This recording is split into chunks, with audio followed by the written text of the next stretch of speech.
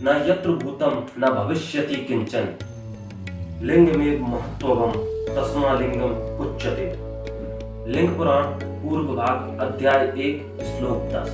और अर्थ अगर एक लाइन में बोला जाए, जब कुछ नहीं था तब शिव थे।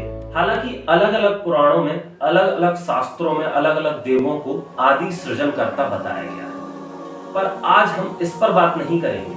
आज हम चर्चा करेंगे कि सनातन का कोई भी ज्ञान हो, अगर हम उसके मूल तक जाते हैं, जो ज्ञान सनातन में दिया गया है, तो पाते हैं कि ज्ञान का मूल हर तरह से शिव ही है। तो आज हम चर्चा करेंगे इस टॉपिक पर साक्ष्यों के साथ। नमस्कार, मैं हूं अज्ञानी पंडित और आज हम बात करेंगे सनातन के लगभग हर ज्ञान के मूल स्रोत की, यानी शिव जी की, महाकाल की। सबसे पहले तो आपको सावन के पहले सोमवार की शुभकामनाएं। इस सावन के महीने में हम कोशिश करेंगे प्रत्येक सोमवार शिव जी से जुड़ी कुछ रोचक जानकारियां साझा करने की, और उसी सीरीज में ये हमारा पहला वीडियो है, सनातन के ज्ञान का मूल स्रोत शिव।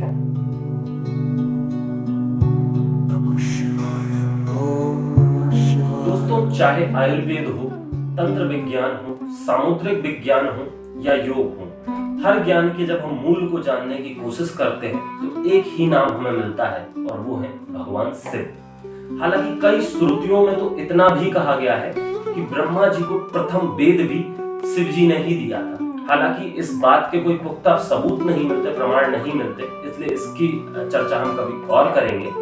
अभी हम सिर्फ उन्हीं शास्त्रों, उन्हीं ज्ञान की बात करेंगे जिनके प्रमाण हमारे पास उपलब्ध है।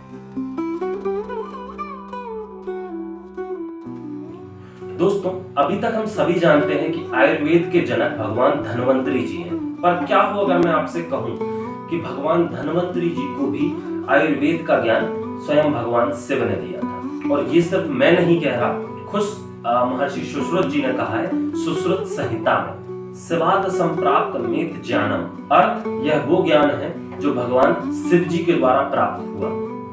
भगवान शिव जी ने ये ज्ञान भगवान धन्वंतरी जी को दिया, फिर उन्होंने महर्षि भारद्वाज को, और फिर चरक सुश्रुत जी ने संहिता बनाई। दोस्तों, रुद्र संहिता में भी लिखा है आयुर्वेदस्य मूल ही रुद्रः स्वयं ईश्वरा, मतलब आयुर्वेद का मूल स्वयं भगवान शिव है।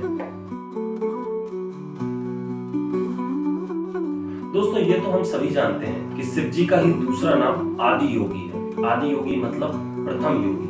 उन्होंने ही योग का संपूर्ण ज्ञान सप्त ऋषियों को दिया था, और श्वेतस्वतरा उपनिषद अध्याय 4 में हमें इसका वर्णन भी मिल जाता है। विज्ञान भैरव तंत्र ये एक बेहद पुराना और रहस्यमयी शैव तांत्रिक ग्रंथ है, जिसमें स्वयं भगवान शिव ने शक्ति यानी पार्वती जी को जीवन, ध्यान और परम ब्रह्म की अनुभूति की 112 आसान पर गहरे तरीकों को बताया है।